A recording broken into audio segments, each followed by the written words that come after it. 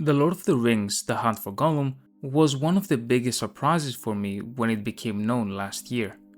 A new Lord of the Rings movie, made by essentially the same people as the trilogy, in New Zealand and with beloved cast members returning, initially sounded like a dream come true. And apparently, Peter Jackson and his associates had been thinking about making this movie since the late 90s alongside the original trilogy, as a bridge of sorts between potential Hobbit movies. Ultimately, it was largely the Hobbit movies and their difficulties that prevented The Hunt for Gollum from being made. Peter Jackson persisted, however, but I won't bore you with the behind-the-scenes details and corporate deals. What it comes down to is that Andy Serkis is directing, Peter Jackson is producing, Fran Walsh and Philippa Boyens are writing, and potentially Viggo Mortensen, Elijah Wood, and Ian McKellen are returning, among others. While on the surface all of this sounds incredibly exciting, I am very concerned about pretty much everything that has to do with this film. Starting with the most obvious, with the exception of the immortal Elijah Wood and Ian McKellen, who is supposed to look old anyway, the rest of the cast has visibly aged, which is completely normal after over 2 decades. The problem is that this isn't a sequel, but instead a prequel. And not only is it a prequel, but characters like Aragorn are supposed to age very slowly. And not to mention, rumors of any elvish cast members reprising roles that are supposed to look young. This has the potential of looking especially jarring, as the film will almost certainly use the same exact aesthetics and designs of The Lord of the Rings and the Hobbit movies, as they will be made by the same studios and take place in the same cinematic universe, so to speak. Everything will look the same physically, but our cast members will be way older than they're supposed to be. Rumors have circulated about using CGI and digital de-aging techniques, and this certainly isn't something new if you've watched Indiana Jones, but how successful can this truly be?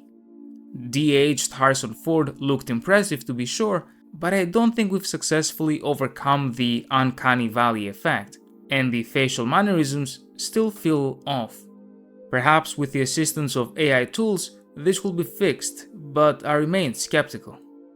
A more recent example of beloved actors returning are Hayden Christensen, who in recent Star Wars media has reprised his role as a young Clone Wars era Anakin Skywalker.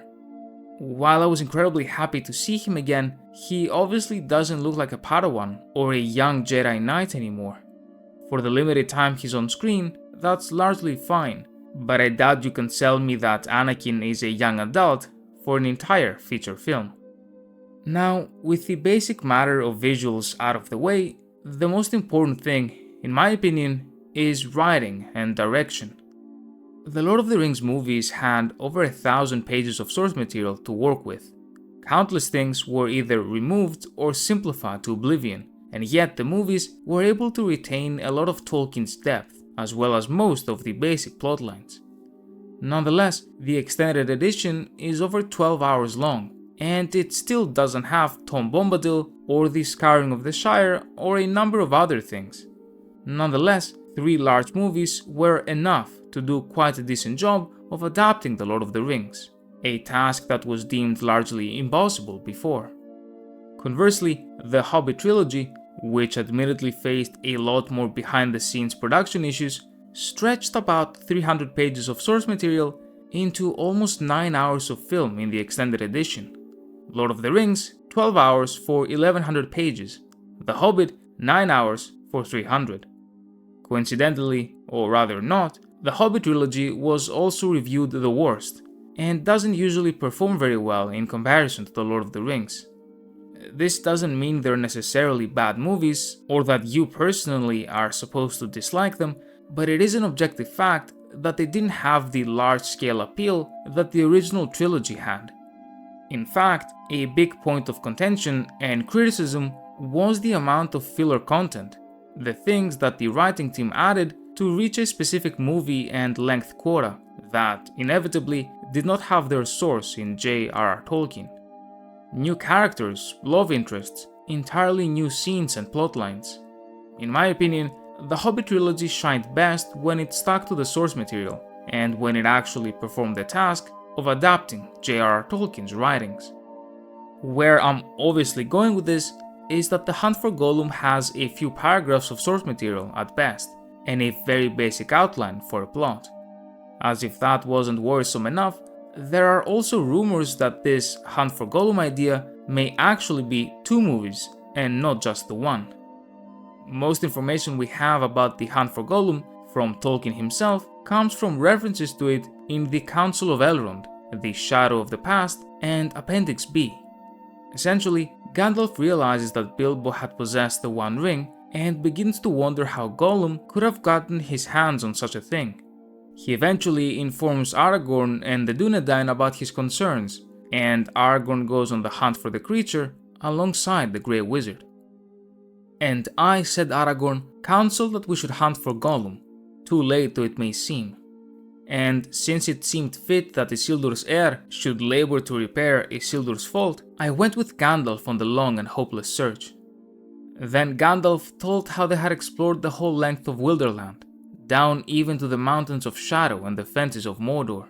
There we had rumor of him, and we guess that he dwelt there long in the dark hills, but we never found him, and at last I despaired. And then, and most importantly, Gandalf and Aragorn reveal the actual capture of Gollum. At once I took my leave of Denethor, but even as I went northwards, messages came to me out of Lorien that Aragorn had passed that way, and that he had found the creature called Gollum. Therefore, I went first to meet him and hear his tale. Into what deadly perils he had gone alone, I dared not guess. "There is little need to tell of them," said Aragorn. "If a man must walk in sight of the Black Gate, or tread the deadly flowers of Morgul Vale, then perils he will have." I too despaired at last, and I began my homeward journey. And then by fortune, I came suddenly on what I sought, the marks of soft feet beside a muddy pool. But now the trail was fresh and swift, and it led not to Mordor, but away. Along the skirts of the dead marshes I followed it, and then I had him. Lurking by a stagnant mere, peering in the water as the dark eve fell, I caught him, Gollum. He was covered with green slime. He will never love me, I fear, for he bit me, and I was not gentle. Nothing more did I ever get from his mouth than the marks of his teeth. I deemed it the worst part of all my journey, the road back, watching him day and night, making him walk before me with a halter on his neck, gagged, until he was tamed by lack of drink and food, driving him ever towards Mirkwood. I brought him there at last and gave him to the elves, for we had agreed that this should be done, and I was glad to be rid of his company, for he stank. For my part, I hoped never to look upon him again, but Gandalf came and endured long speech with him. Ironically, Legolas reveals that the reason he came to Rivendell in the first place was to inform the Lord Elrond that Gollum had, in fact, escaped from his captivity in Mirkwood. His escape was the result of an orc attack, likely orchestrated by Sauron. Gollum's role in the overall plot of the book is instrumental. Following the Hobbit, he wanders the land, until eventually ending up in Mordor, where he met Shelob and was ultimately captured by Sauron. Sauron interrogated him, and it was then that Gollum revealed the words Baggins and Shire, after which he was freed with the purpose of perhaps leading them there, as Sauron had no idea what either of those words meant. It was after he was freed that Aragorn ended up finding him, and it was from this experience that Gollum knew of the passage that he showed to the hobbits in the final part of their journey to Mordor. All in all, the hunt for Gollum is a very interesting idea, and the events that surround it are instrumental for the overall plotline that leads to the events of The Lord of the Rings. The new movie, or movies, can show exactly the background events that led to the movie trilogy, and perhaps even provide a new perspective to the story. Which, I'm guessing, is why they're going ahead with it in the first place, hoping to further cement the connections between the movies. However, as you saw for yourself, there's barely enough content to fill a single page. In order to make a film, or even multiple films, of the events between The Hobbit and The Lord of the Rings, you'd either have to drag out what's going on, or invent entirely new things and new characters, just like in The Hobbit.